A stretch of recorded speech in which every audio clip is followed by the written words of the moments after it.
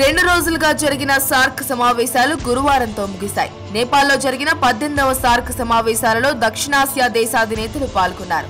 ఇంధన సహకారంపై సార్క్ దేశాలు సంతకాలు చేశాయి. ఈ సదస్సులో సార్క్ దేశాల మధ్య రైల్వేలు, రోడ్ కనెక్టివిటీ, ఎనర్జీ కోఆపరేషన్ మీద ఒప్పందాలు కుదుర్చుకోవాలని నిర్ణయించినప్పటికీ కేవలం ఎనర్జీ కోఆపరేషన్ ఒప్పందంపై సంతకాలు చేశారు.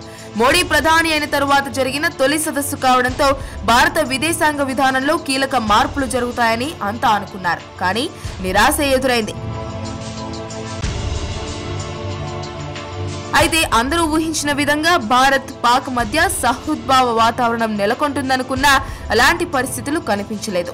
తొలి రోజు సదస్సులో ఎడమొహం పెడమొహంగా ఉన్న ఇరు దేశాల ప్రధానులు రెండవ రోజు మాత్రం షేక్ హ్యాండ్ తో సరిపెట్టుకున్నారు.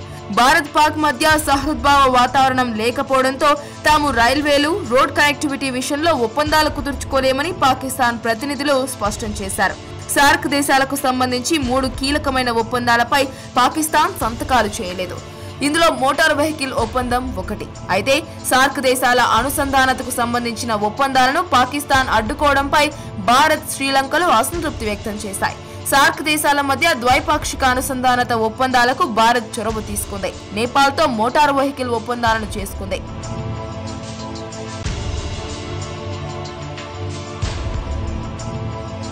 అంతకుముందు తొలి రోజు సమావేశాలలో మాట్లాడిన భారత ప్రధాని మోడీ ఉగ్రవాదాన్ని నిర్మూలిస్తామని, సీమాంధ్ర నేరాలను కట్టడి చేస్తామని చేసిన ప్రతిజ్ఞను నెరవేర్చుకునేందుకు కృషి చేయాలని సార్క్ దేశాలకు పిలుపునిచ్చారు.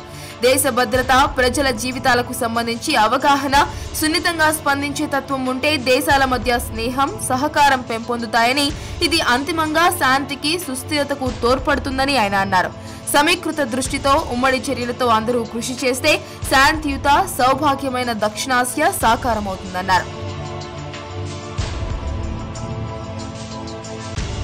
అయితే ఈ సమావేశాలలో అందరూ ఊహించిన విధంగా భారత్, పాక్ నేతలు ఇరు దేశాల మధ్య నెలకొన్న వివాదాలపై చర్చ జరగలేదు. ఇరు దేశాల ప్రధానులు సార్క్ సమావేశాలలో భేటీ అయి చర్చించవచ్చని పలువురు రాజకీయ విశ్లేషకులు భావించినప్పటికీ అటువంటి చర్చకు ఆస్కారం జరగకుండానే సమావేశాలు ముగిశాయి.